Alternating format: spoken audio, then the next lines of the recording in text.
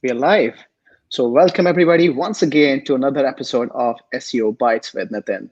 And today we'll be talking about the magic of link building. And we have three amazing people with us. So, we have Ross Tavendale, founder of Type A Media.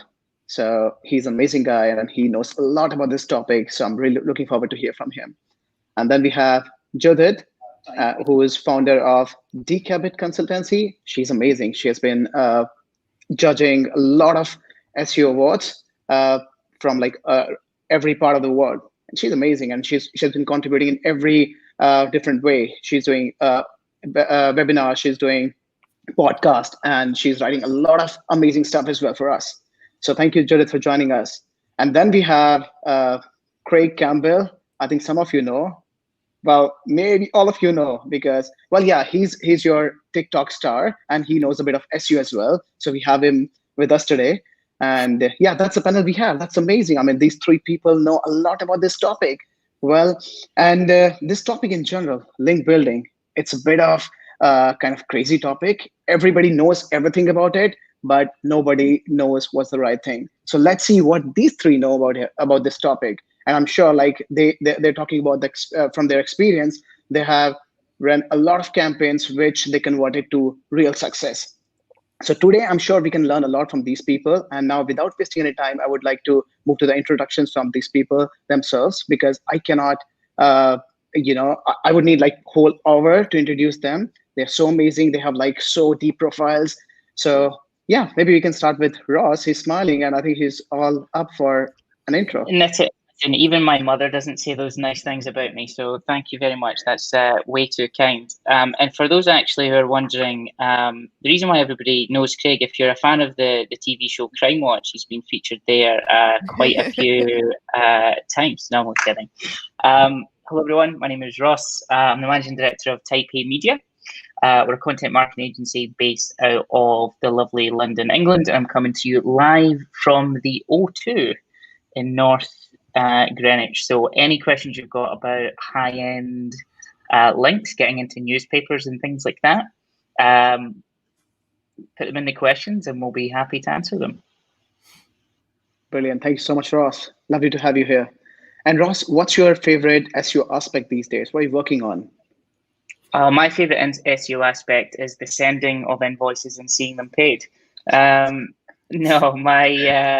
The thing that I'm most interested in when it comes to search at the moment is structured markup and schema in particular. I just think it's quite fascinating the way that Google are going there. And we're currently rebuilding the Type A site. So site speed is this kind of ghost that I just feel like I'm chasing at the moment. So I'm having a lot of fun with that at the moment. Brilliant. Thank you so much for sharing that. And once again, welcome. All right, moving to the next expert, who is Judith. She's amazing. And Judith, you only have like 30 seconds to introduce yourself because I know you can take like at least 10 minutes only for that. So 30 seconds and your time starts now. Oh my God. Okay. So I've been online since 1985, 86. I've been in search since 1996. I'm here to dispel rumors and incorrect information about link building, I think, because I hear a lot of bullshit out there. I have been in SEO for so long that I have a lot of gray hair, but you can't tell online. Thank God. My goodness. I've known these guys forever. I've known Ross since he was selling ice to Eskimos door to door, and Craig for quite a long time. Ross doesn't remember, but I know him from SCS days. I've spoken all over the world. I teach courses. I teach courses on link building as well as general SEO. You can find me on LinkedIn. I've done a lot. I've been a lot of places, and I eat a lot too. So. Oh, yeah. What an amazing profile. Really, really, really awesome to have you here, Judith. And what is your favorite aspect these days? I actually, the new 3 pillars that Google is putting out to do with on-page page experience. That's something that's really interesting to me because it's the combination of SEO and UX. And I've been talking about this for many years. It's where SEO and UX meet. And I really think it's a super important element of SEO that is too often pushed to the side. Besides, obviously, link building, which I'm really passionate about. Awesome. So everyone is talking about core vitals today, which was our last webinar. And then link building, which is the webinar we are in. All right. And now, final guest, who is TikTok King. So, Craig, stage is yours. Thank you. So I'm not so much a TikTok king. I don't think I've published a video for a good while now, but I keep getting branded with that and I'll take it. But been in the industry 18 years, have been a freelancer, same as everyone else. Went on to build up a digital marketing agency, which I absolutely hated. And now do a lot of affiliate marketing and training and buying and selling different digital assets. I really enjoy just buying up something, investing some money and getting my team on to the job and then flipping it on at a massive profit, utilizing the skills that I've got and not having to play Mr. Nice Guy all the time, you know, doing your PR stuff and all of the other good stuff you've got to do for clients. I like to try and break shit. So, but no, I just try and do things a little bit differently and I'm enjoying it. So yeah, that's what I do. Brilliant. Thanks so much for sharing that, Craig. Good to have you here. And apart from producing awesome content that you are publishing for free and people are loving it, so what exactly keeps you busy when you're not, producing that content these days? Not a lot. I've got a good work-life balance. The art of delegation is key. So, I've got a nice team. I like to spend time with my family, traveling around, seeing the world and stuff like that as well. So I think I don't like to work 90-hour weeks anymore. I think the time has come for me to be able to invest wisely, delegate wisely, have the right processes in place, and just work a whole lot smarter and probably work 3-4 days a week. So try and have an easy life. Although people say, fuck, you're releasing so many videos. Like I'll sit down for a day and smash out 2 weeks worth of videos. And that's it. And they get all scheduled by my team and stuff like that and edited by them. So I'm just the face. Perfect. Thank you so much for sharing those secrets. All right. And then it's me, Nitin Manchanda. I'm your host for the webinar. And I'm working for this company called Home to Go, which is a Berlin-based travel tech.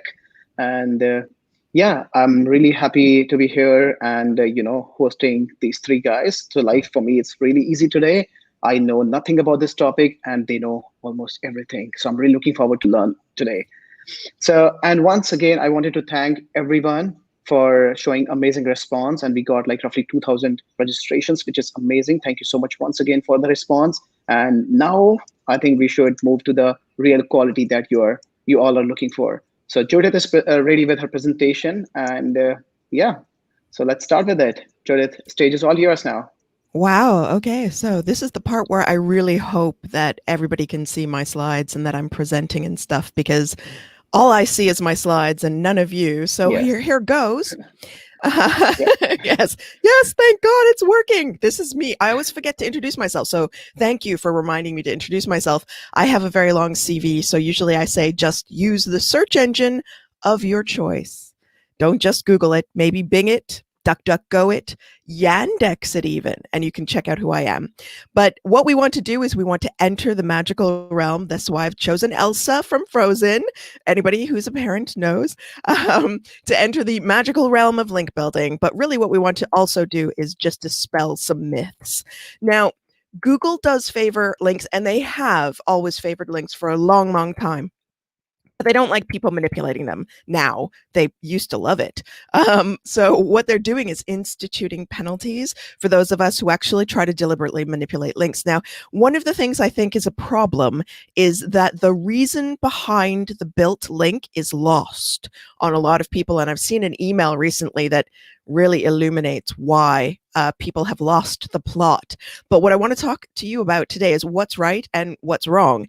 And when I talk about what's right and what's wrong, there is Google's story about what's right and what's wrong. And we all know Google, but there's always another side to every story. And we all know that what mom and dad say or what the teacher says isn't necessarily always what works. I was in the Microsoft Developer Network many, many years ago, and the stuff that they taught us to do was not the stuff that worked. So what does actually work? This is my list.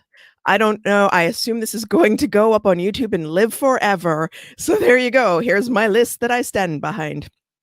However, there is a caveat to all of this, and look at what I say works. And really think about what is the reasoning behind the reason why it works. And that's because I'm looking for context, I'm looking for relevance, and I'm looking for traffic to the site that I'm targeting for links. So if I want to build links to my own chocolate blog or whatever, I'm going to other sites that are going to send me traffic, not that are just going to change the search results. Why? Because it is really pointless for me to change search results on a SERP that gives me no traffic. That is absolutely, utterly fucking pointless. It makes no one any money. But if we get it right, we make lots and lots of money. So what does work? This is my list, just to focus in on it, and not to focus in on what doesn't work, because we want to think about today what does work and really consider what my focus is and what your focus should be, not begging for links, but actually building links that work and drive traffic. So one of the things that I do with clients, and this is not cheap, this is the most expensive that I'm starting up with first. So it's like, wow, that price tag really high. And then the price tag goes down and everybody's like, yes, I'll buy that one. That's a really good sales technique. But here's like the most difficult and the most involved, which is to actually do some research. And I don't mean do a Survey Monkey thing with 50 people and 3 questions. That's just not going to work. That's just bullshit. Do some creative research. And everybody always says to me, well, 98% of the people that I talk to about this say, oh my God, that's so difficult. What am I going to do? Oh my God, I sell slippers. And so many years ago, Rishi and I were on a show or on stage. I can't remember. We were talking about what's the most difficult niche to build links for. Bedroom slippers. What could we do with bedroom slippers? Pimp my bedroom slippers. So that was one of my days. And I was like, what else is really boring? Vacuum cleaners, Hoovers, whatever we call them. I'm Canadian, so obviously I call them vacuum cleaners. Here in the UK, they call them Hoovers.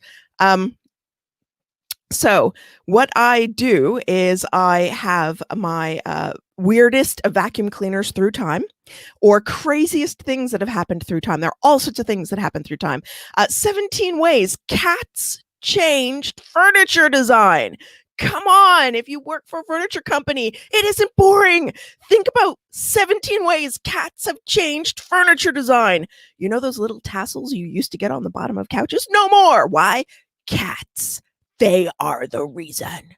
So think about it. There are really a lot of ways you can do research. It does not have to be the type we can see on the right-hand side, which is very expensive. We did time-lapse videoing and all sorts of stuff. It was really, really involved. You don't have to do that. You can do something really creative that will gain you links and be relevant to your audience. So think about it that way. I have a client. They're all about moderating the amount of wine that you consume. So we're looking at different ways to promote it. Calories in wine. What is the best, healthiest red wine, says SEMrush or Semrush, however you choose to pronounce it.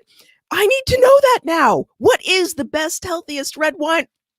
I need to know. I need to buy this red wine. This needs to be my new red wine of choice. So there are all sorts of ways that you can think about making content that is compelling, but there's no way to do the healthiest or best red wine without having done some research first. You need to back up your assertion with actual research. So unique research, do surveys. It can be expensive, but you can do some really inexpensive stuff. I'm not talking about just doing YouGov research. I'm engaged in that right now. That plus PR plus everything, we're looking at about 5 figures worth of time and effort. But at the end of it all, it's going to net us some amazing links. But it's not just going to get us links. It's going to get us press coverage. It's going to get us awareness. There's a whole ecosystem of stuff that we're doing here. So this is not just about link building. This is about building your credibility in your vertical. Think about it. We're doing things with content and we want to be thinking smart. Press releases have gotten a really bad rap. Why? Because people like me spam the shit out of them. But now you can actually do something that is thoughtful and credible and will actually get you readers and people thinking about you and your brand.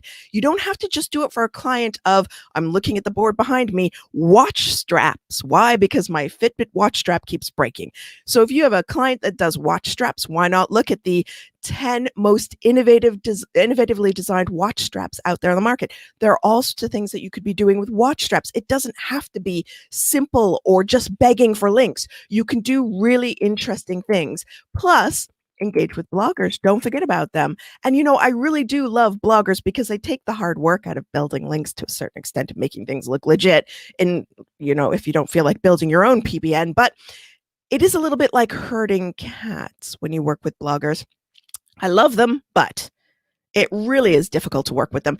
Not only do we have to inspire, but we actually have to catch the blogger's attention and really make them think about what we're doing. So when you outreach to them, you have to really think, is it the right thing for their blog? Is it the right match for their audience?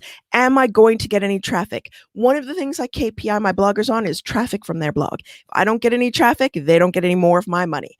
And think about who will work with you, but also brief them in clearly. Even if it's free, don't just chuck stuff at a blogger and say, hey, I think this would be good content for you. Please link. Engage with them, make a relationship with them. Maybe, you know, don't marry them or anything because that's really inefficient link building. But have a relationship with them, chat with them, understand them and their needs and what their motivations are, and then use that to your advantage. A little bit manipulative, but hey, we are building links here. Always check the sites that you're using. I use Semrush as one of my data sources. I also use, I've used in the past Moz. I also use Majestic. I use URL Profiler to pull all those stats together and pull them out into a spreadsheet so that I know what's going on. And you also want to make sure that when you're engaging a blogger, you're asking them questions like, I want to make sure that people outside of your blog are going to be reading this, like people who only follow you socially and only ever react to your tweets or your Facebook updates. I want to make sure that they're going to read this article. So are you going to include it in the price that you're charging me, or are you going to include it period, or are you going to charge me extra to socially promote it? So I like to make sure I understand what people are charging me for and what the end price is going to be so that I get good traffic and good value. And I always base success on traffic metrics. And these are what you can't see, hopefully, is the actual prices I've paid and the actual traffic driven for one of my clients. So you always want to think about, is the homepage of the blogger a blog indexed? Is it? Is it not?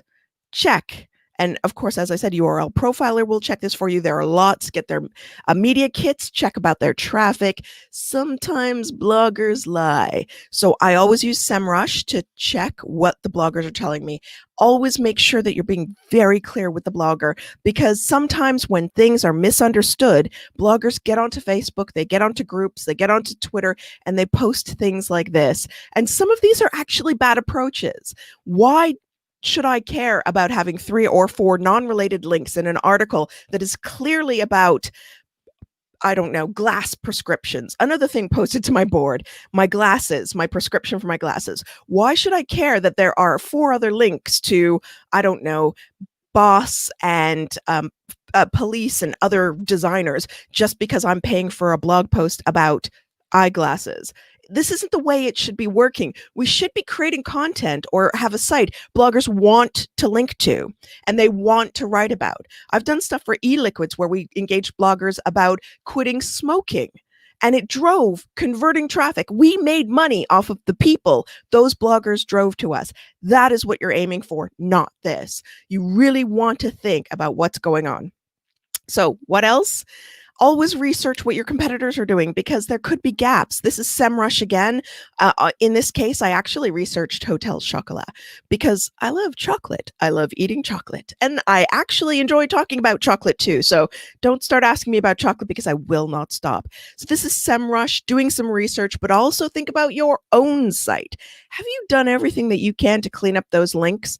Sometimes when we redirect, we have daisy chains of redirects. Daisy chains of redirects do not help us. I actually changed the ranking for a single short-tailed keyword for an agency by just reaching out to bloggers and saying, hey, you've linked to us. Thank you so much. We've just redesigned the site yet again. You have a link to us here on this page. Could you please repoint this page to that page?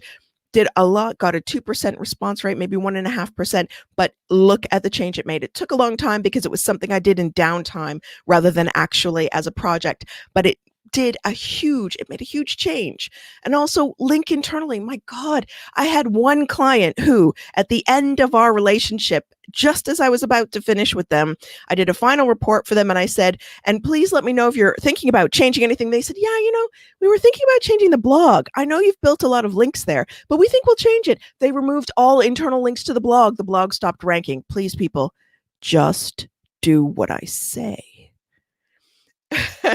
Yes, very menacingly. Other ideas, you've got tons of things that you can do. You can newsjack, you can do surveys, interviews. There's ego bait. Ego bait works. Buying links works. I always say never compensate a blogger for the link. Compensate them for the time that they have put into writing that piece of content. Why? It's a mentality difference. If you're just buying a link, they're thinking, it's shit, I don't care. If you're paying them for their time, they're like, I want to do a good job because this is about my craft, theoretically, and not about the link. But part of my brief to them is always make the content compelling enough that whoever reads it will want to click that link to get more information. Always base it on the reasonable surfer model. I always talk about my dad, although I don't think you can patent you can't register a patent of my dad and the way that he approaches surfing the internet. So would my dad click the link is not the best title for a patent, but that is exactly what it's about. Would my dad click that link? If he's unlikely to click that link, it's not going to count for much. So what do you do after you built the links though? What is the next thing? What do you do now? Well, always follow up with people. If you have reached out to them for any reason, and please don't do link begging, please, if you are going to reach out to people, have a reason. Then thank them. If they link back to you, thank them. Ask the blogger to socially promote, but then promote them. Don't just say, yes, thank you very much. We've paid you, we've used you, we've chewed you up, and now we spit you out. No, engage with them. Socially promote their stuff on your channel. Say, hey, look at this great paid for article. It's awesome. Also, obviously, monitor the traffic from the links. We have a special way of getting bloggers to link to us, which I can't disclose, but we have a way that we're able to track it. Make sure that you are doing everything that you can and to help them, to help you, and check that link is still live every once in a while, because love bloggers as I do, they really don't always keep their side of the bargain. So that's it. Thank you very much for your attention. And now it's time to stop the screen share. That was amazing. Judith, I have a question, like a very generic question. Do you generally speak that fast, or because you had a lot of content in just 15 minutes, that's why you were This is like my normal speaking so cadence fast? of conference talk, because I like to give everybody as much information as I can, and I'm really passionate about sharing as much knowledge as possible. And I was like, well, we're going to record this, right? So people can like pause and like think about it and then rewind and pause and then rewind and pause and try to figure out what I'm saying. And I'm Canadian, so our language, our accent is a little bit more neutral. I think if Craig spoke this quickly, even I would have trouble understanding him. So yes, I try to squeeze as much as possible into a few minutes. Guys, careful with the accent talk. You're completely outgunned by two Scottish people. Absolutely. Yeah. Well, I was just wondering, like, you're a good competition to Alida, right? I mean, she also speaks so fast and so much. So that's exactly what I found right now in last 15 minutes here as well. It's that engineering mindset. We want to knowledge dump to you because there's so much in our heads. We need to tell you about it, but we only have 15 minutes. Yeah, that was amazing. I mean, content-wise, it was amazing. And I totally expected that, because when you started with internet things in 1985, I was not even born. And probably when I was born, I was in nappies. Maybe that time you were, just playing with the things that I'm playing right now. So the content-wise, it was amazing. And thank you so much, Judith, once again for sharing like all those amazing things with us. And I'm sure people would have a lot of questions. And people have started asking these questions already. Fabulous. So get ready for that. Yeah. And, but I'm sure like Ross and Craig, they're both kings of links as well. And I think we sort of span that between paid links and built links and high quality built links, the ones that I spoke about initially. We span the whole spectrum, all of us. So you've got a good breadth here of people that have experience across the whole rainbow of link building. Yeah, absolutely. Well, I was, to be honest, I mean, it's a real story. So I was a bit skeptical about the whole topic, maybe like 2 years back or something. But then I read like some articles from Craig, who has been like a well-known figure in that domain, and like especially his top, like he presented somewhere. I think Craig, what was that? Was that Chiang Mai where you presented about link building and PBN? The whole topic? Right in SEO that was. No, it was a big one. It was not 20 minutes talk, I'm sure. Brighton SEO was definitely about PBNs and link building. But I've done it a few places, but Chiang Mai was local SEO. Okay. But yeah, who knows? Yeah, I remember I looked at a big video, like 15 minutes or something, and that was like so awesome. And that was the day I was like, no, this topic is much more interesting than, I think about it. Yeah. So, yeah, thank you so much for inspiring me, Craig, on that. No worries. All right. So, guys, I think we can move to the next round, which is panel discussion, because we have a lot of amazing questions, and I want to hear your thoughts on that. So maybe we can start with the first question, which is about, so everyone talks about link building. Everyone has their own way of defining link building strategy. But how would you, evaluate a particular link building strategy, whether it worked for you or it was a failure? So how would you define success or failure for a link building strategy? That's the question I have for you. I think it depends on your KPIs. What is your ultimate goal? Why are you doing the link building? I think if you don't understand why you're building links, then you're not going to understand if you had a successful link building campaign. I have seen this morning an email from an SEO that said, oh, the reason we build links is to improve our search engine results. And I'm like, well, back in the day, and this is a long time ago, maybe before you were born. No, not quite that long ago. But there was a joke that if you optimized for Britney Spears nude pictures, then you'd get lots of traffic to your car rental company. Even though there was no Britney Spears nude pictures on your site, if you optimized toward it, you would get tons of traffic. And that's the wrong way to do link building. You ultimately want to sell shit, right? Sorry, I shouldn't swear. You ultimately want to sell things or services. So you're building links for increased visibility to sell the services. So sales is the ultimate answer. Increase in sales as a result of the channel that you're choosing is how I would measure. Perfect. Ross, Craig, do you want to add something here? Yeah, I mean, obviously you would look at a tool like Semrush or whatever and see that traffic and keywords increasing as well. That's not always the forefront of my mind is how much did I make from building those links. I just want to see that keyword graph going upwards, which we all call a traffic boner. So more keywords is going to result in more traffic, which in turn should hopefully result in more sales, but it might not. You might have to fine tune your UX and calls to action and stuff like that. But for me, I'm looking at that traffic boner. That's what I'm looking for. See, I find all this stuff very interesting. So in the world that I kind of work in, the building of links, like there is no like KPI for it as such, because it's baked into something wider. So typically someone will book you as an SEO consultant. So when they're like, well, how are we going to know if the link buildings work? Is a kind of wrong question.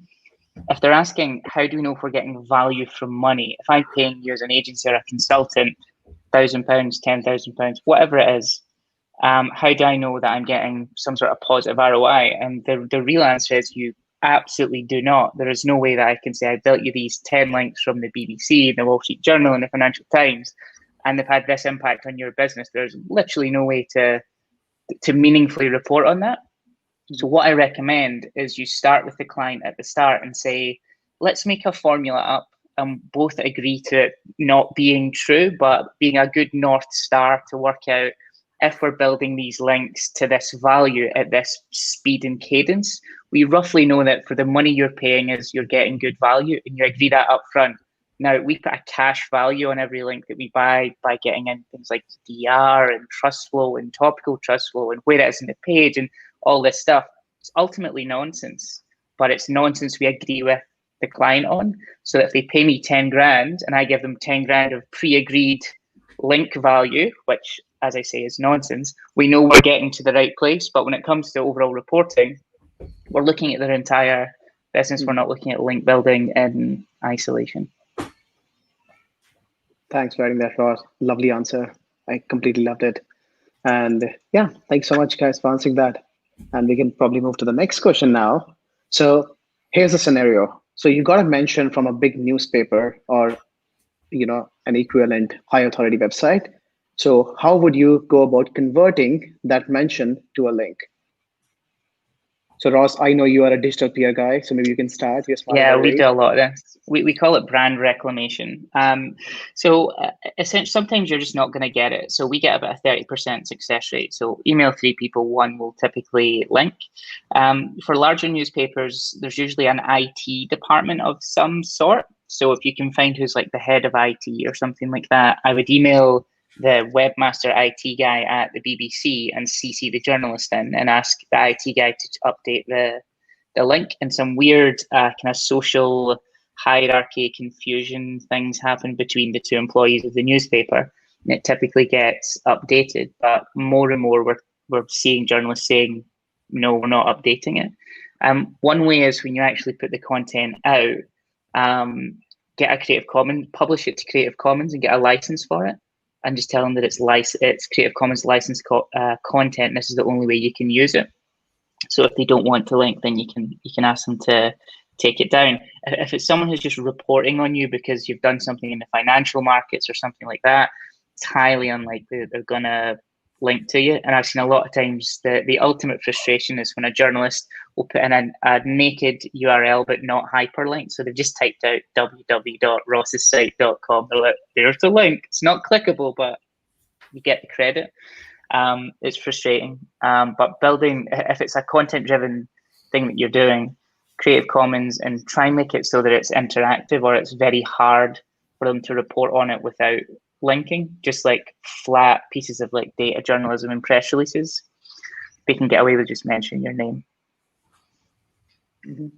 Okay, thanks for sharing that. Well, that's an interesting answer. And do you also have like any secret sauce, like what kind of outreach, emails you send them? Maybe you bribe them, hey, if you convert that to a link, we are meeting this weekend for a dinner or something. No, so that kills your here? credibility. That kills your credibility, sadly. So you can't do that, and you'll end up getting your entire domain blocked by the newspaper as a whole if you do stuff like that.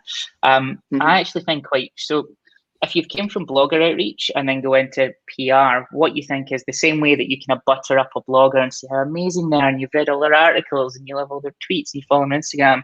Journalists don't care about that. They're paid to just do their job, and they're very, very busy. And you're asking them to do something that's a bit annoying. Just be really short and snippy and be like, hi, thanks for the coverage. Really appreciate it. You forgot to put the attribution link. Here's who we'd like to link to.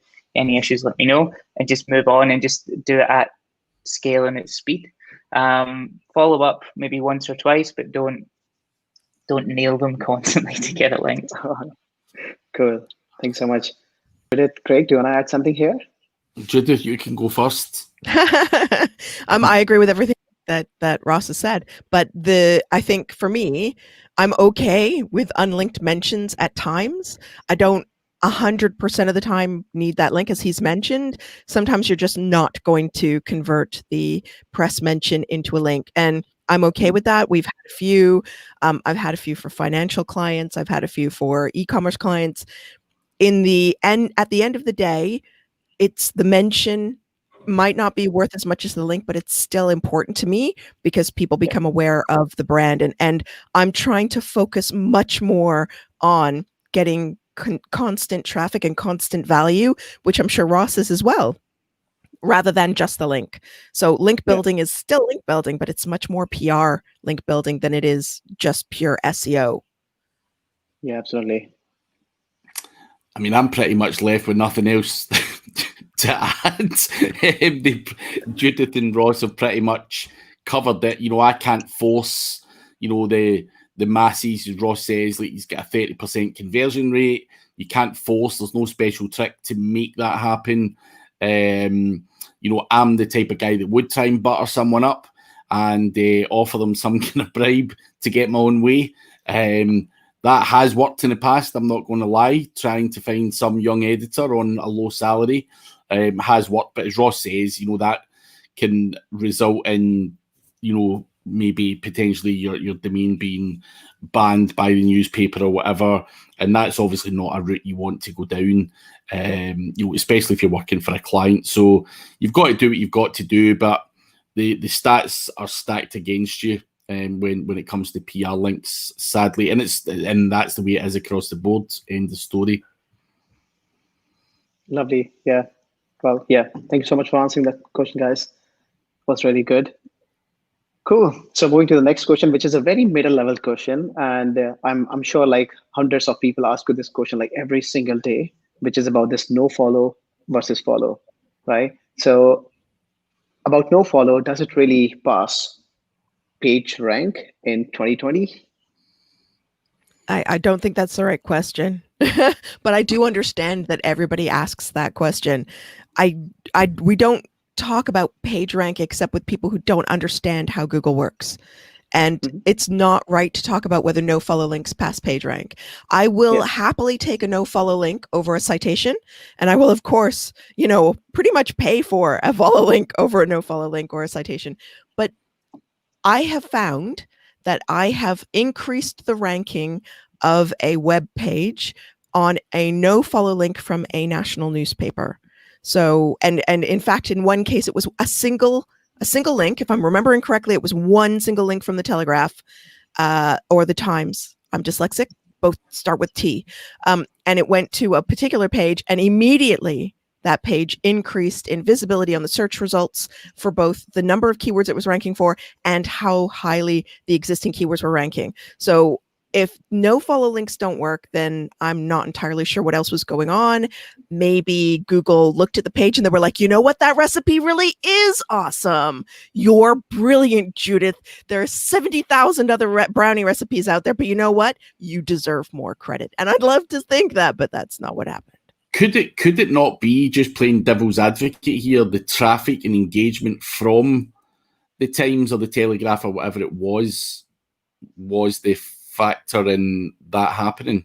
You spooky spying on us, Google. So what you're saying is if somebody clicks through from the Times, I think it's, oh God, he's going to kill me if I get it wrong and he watches this. If we get a link from a publication and then that publication sends traffic to the site without it touching Google, but I'm using Google Analytics and they're probably using not Omniture, what is it now, Adobe Analytics, then what we're saying is that quite possibly that in and of itself might have adjusted the search rankings. I'd love to think not, but I guess in a conspiracy world it is possible.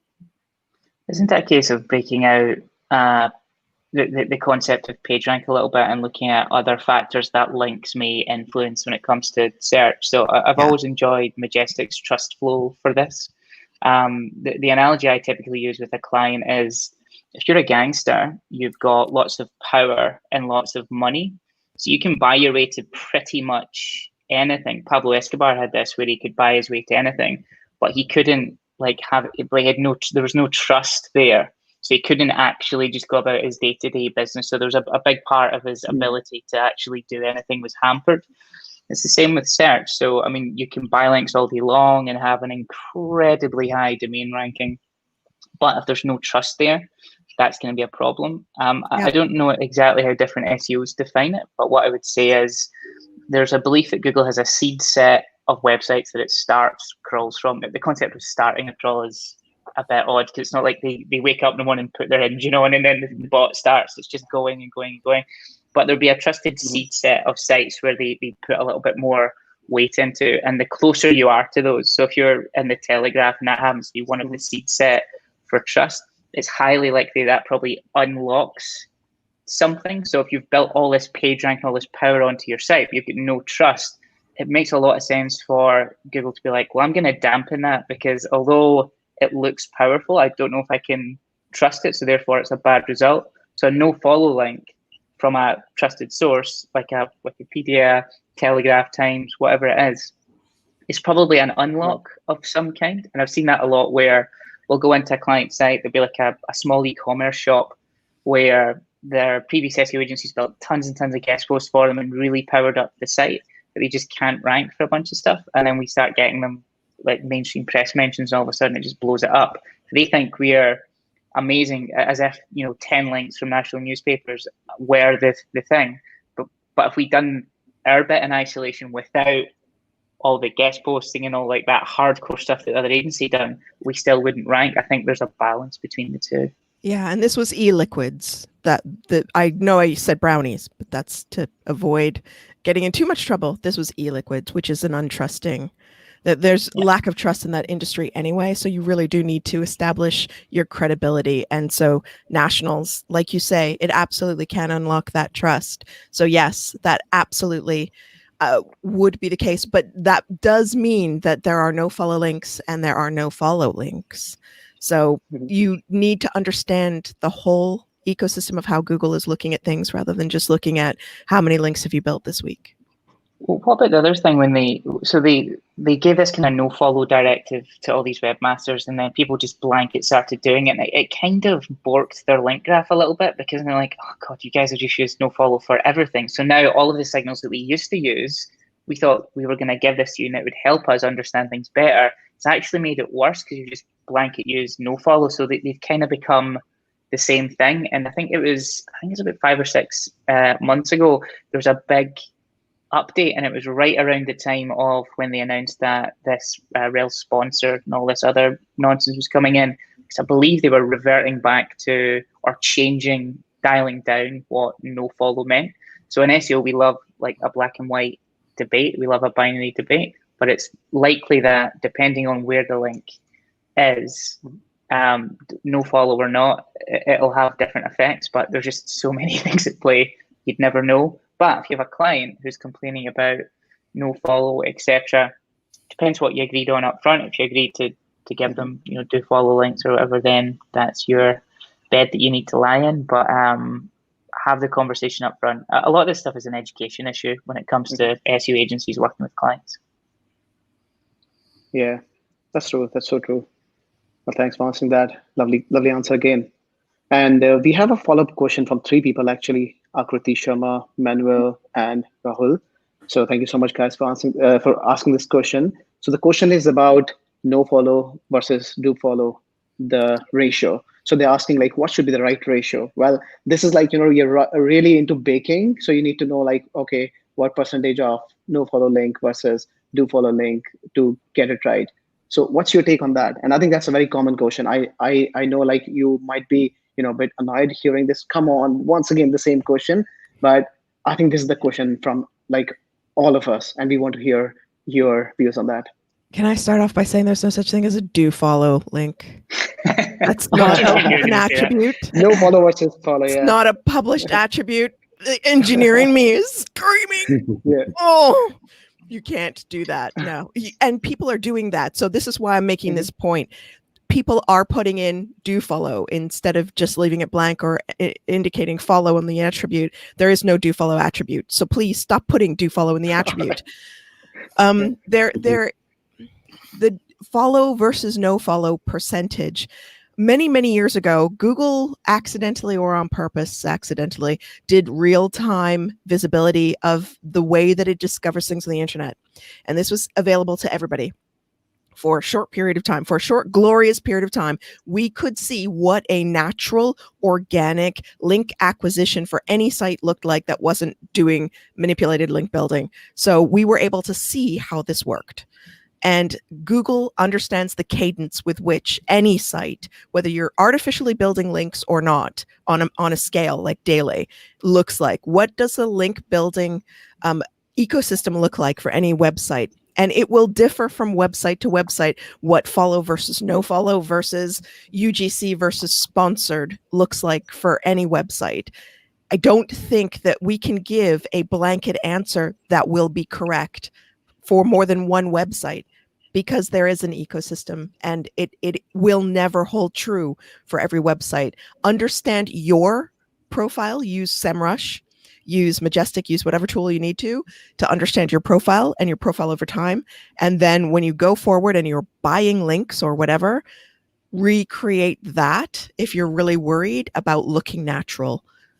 The other guys, Ross and Craig might disagree, but from what I've seen, there is no one proper percentage of follow versus no follow. I'm going to disagree. Now, good. We like that. I've heard I want to hear that the figure is 67.3% follow. And I'm only kidding.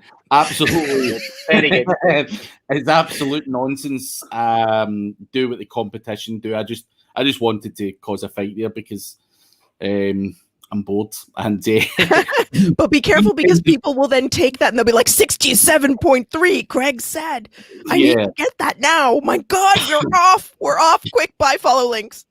But yeah, as you say, Judith, you look at the competition. Some guys may be 70-30, some may be 80-20, some may be 50-50. It is what it is, and suck it up and go with the flow and do what your competition are doing. Don't worry about. I hate people that bloody get bogged down in these kind of arguments over percentages. It's just really annoying. Just be careful. You know what? Have a reason for people to link to you.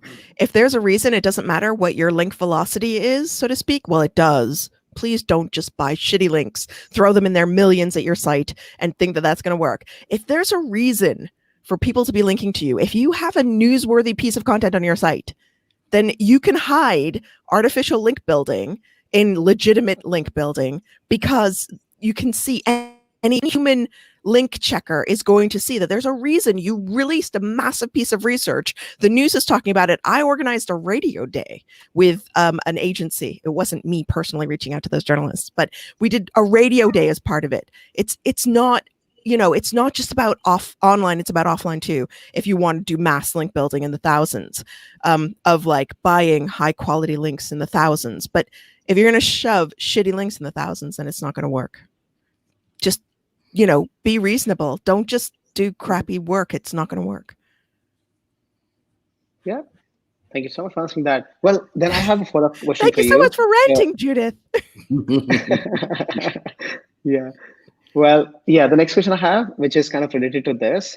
So you have like 10 low-end links versus one amazing link. What's your pick? One amazing link for me. See, so these sorts of questions lead me to believe that people asking them have a site with no traffic, because like at what point in your career do you care? Like, I understand. So let me answer in the spirit of the question. Sorry, I'm being that was a bit of a grumpy answer.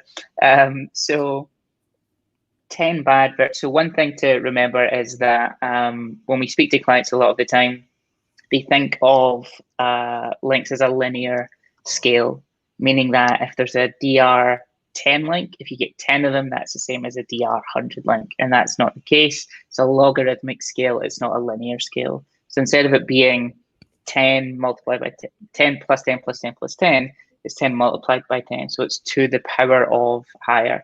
So if I was to draw a perfect straight line, which is linear on a graph, and I was to then do it algorithmically, it would hockey stick. But by the time I got to about DR 50, it would be so high up and almost completely vertical that the graph would be too small to actually see it. So I'd think about it like that. And if you're running, let's say, an e-commerce site and you've got an inner page that has never had any links and you think it needs links, well, probably get 10 shitters and point them at that particular product. That'll be a lot more than getting an amazing article in a national newspaper to your homepage. I hate saying it depends, but there you go. I guess for me, I would choose the links that would send the most converting traffic. Because as Ross said, if you've got a deep page and it's got no links, send 10 shitters. But I also would never say no to a homepage link from a national newspaper if it was in an article that was written in enough of a way that it was compelling for them to click through and go to the homepage and then find whatever it was that they were looking for from there. But whatever's going to send me the most converting traffic, so traffic that's actually going to make the money, that will be the one that I choose. Sometimes it's hard and I don't know, in which case Ross's formula is absolutely the way that I would also go. People get me and Craig confused all the time. I think it's because we're so handsome and we sound so alike.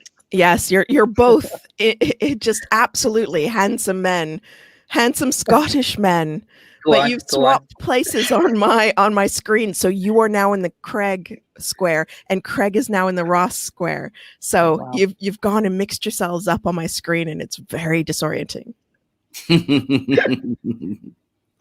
Right. No compliments here at all. Oh yeah, I'm really sad about that. Craig, I mean, Judith, that's not done. Yes, both are very attractive. I love the camo, Craig, that you're sporting. It's very fetching, and of course, you are the fashion plate of the Scottish SEO world, in Scotland. And Ross, of course, you are the fashion plate of the Scottish SEO world in London. So you both have your positions of fashion plates in your respective areas as Scottish SEOs. To steal a Frankie Boyle joke, that's like getting the award for being the most handsome person in the Burns unit. Thank you for that. Wow, that's like a 90 DA do follow link, right? Big got that now. All right, guys. So moving to the next question. So yeah, link building is tough. Like it's a process in itself, especially when you're talking about digital PR. So the question is about scale. How would you scale that? Because this entire process takes a lot of time, a lot of energy, and a lot of expertise as well. So you cannot just give it to an intern and just believe that this will be happening in the perfect way. So how would you scale it in the way you want to execute it? You have to give it to an intern. It's the only way you can scale. Make processes and get people to do the grunt work.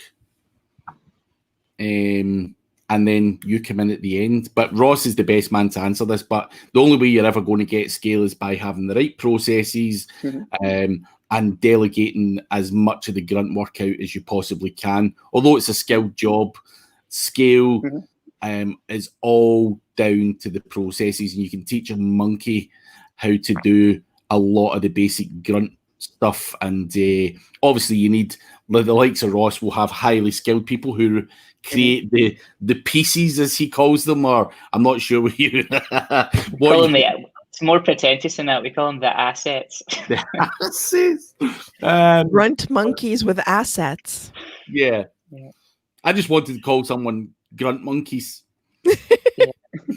I don't know about the scale thing. So I think if you're buying links at scale, tools help a lot. So tools like Pitchbox are pretty invaluable because there's staged processes you can put people through, and as Craig alludes to, good standard operating procedures that people follow with video tutorials and things can help you hit that level of scale.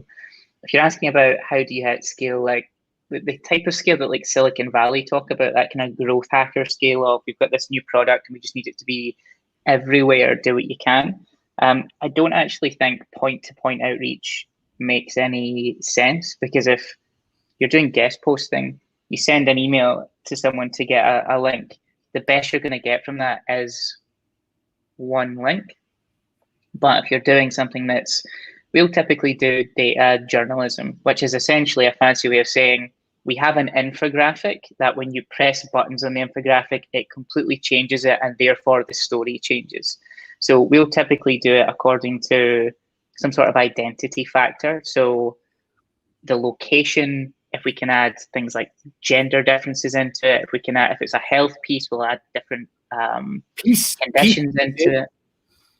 Say again? Piece. I knew I was right. A health piece. A health piece. That's what all the cool kids in PR call it. No, we would typically make something so that one piece of content will be able to generate lots and lots of headlines, and then we'd use something like Pitchbox to programmatically send that out. So for example, if I was to take something that looked at every region in the UK, every city in the UK, maybe looked at, let's say, the instances of COVID versus house prices. That's an interesting piece to have a look at. And then I can do a wrap up of that and look at total house price increase, decrease versus COVID cases. I can then zoom into county level. I can then zoom into city level. I can do comparisons.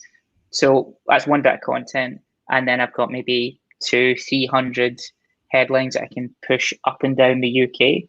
We like doing local outreach a lot. I think it's getting overdone now. I'm seeing a lot of agencies doing it. The reason why we like local is the DR is incredibly high, and traditional PR people don't care about getting something in like the Scunthorpe Herald or something like that, or like the Hammond High or something. Like, they just don't care, but we do, because it's DR 70, 80 and 90. So that's typically how I look at scale, how I can press a button and my content spits something out that's completely different. Well, lovely. Thanks for sharing that. And Craig, yeah, I loved your answer as well. I mean, to the point, I mean, you were like, just give 3-4 points, processes, educate people. So that was really good as well, to the point. And thanks, Ross, for sharing the whole, theory on the topic. And I think that was really good. I mean, people can learn a lot from your answer here. Cool. And then I got a very interesting question here. And on that, I would request just one word answer from all of you. And the question is, what is the highest that you have spent on a decent link till now? That's the question from Rahul. Thanks, Rahul, for asking this. Where we've actually Who wants bought to a go link. first? Yeah, you can just think about it. You can just, sum up the salaries you're paying to the person who is involved in the process. And maybe you're bribing some people there. And taking somebody out for dinner, for getting that link. You can count everything and then give me the final number. So I'm I'm actually hiring right now. I think the applications are closed, though, sorry, for a Craig type link builder. So that's going to be pretty low on the cost. But I have paid direct to a blogger, and she was a really good blogger. She had a huge audience. I paid a blogger $1,100 US for one single link in a piece that wasn't even intended to increase the rankings of the website, but was only meant to send traffic. That's it. There was no direct SEO ask. It was just to send traffic. And we paid $1,100 US for that link. What the fuck's a Craig link builder? Process and cheap. All right. Cool. So what's your number, Ross and Craig? Who wants to go first? Well, we don't have a number. So our average send. So when we pitch clients, we always say, here's our average wins, our average lot. Like, here's what a good campaign is. Here's what a bad campaign. Here's an average one. It usually works out for us about £500 a link. So typically we'll do a PR campaign, which takes 3 months and costs £18,000. And from that, we will usually get them somewhere in the region of 30 to 40 links. If we don't hit link value, we'll do the campaign again until we get their link value. And it usually works out round about £500 per link. But you can't buy it like an e-commerce store and be like, oh, have a link, please. There's £500. Because you need to go through the content process. Yeah, well, it's not really about buying the link. It's about the process, like how much you spend in general, in total, for getting that link. So like you mentioned, like 500 is what you're charging them. Maybe, for some links, you had to spend a lot of money. And if you're, just running a campaign for 3 months, of course, that's a different story. In that case, I think getting the value of one particular link is really difficult. So the minimum cost would be £18,000, which would be what, $22,000 or something like that would be the cost, and that would be spread over 3 months. But obviously you get multiple links for that. But you can't just get a link with us. That's the problem, because you need to do all the content stuff, all the outreach stuff anyway. So you can't just be like, oh, can I just get a slit? It's like when you go into the birthday cake shop, you can't be like, can I just get a slice? It's like, no, you buy the cake. Yeah. Well, in that case, maybe you can think about the worst case where, you ran this 3 months campaign and you got only 5 links. So that 18,000 by 5 is 3,600. So you get the number. So the client just gets it again for free.